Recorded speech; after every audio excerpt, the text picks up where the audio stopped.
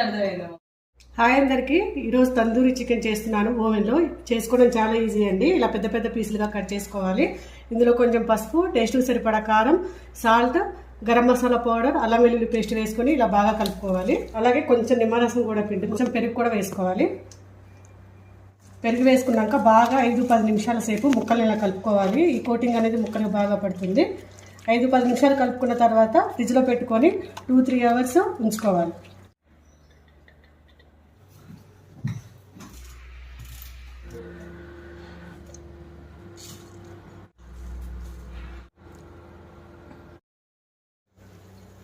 ఇది correct perfect style ఇది కాదు మమ్మీ.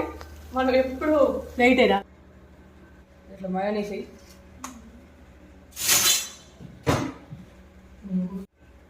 వీడియోకి ఇదే పెద్ద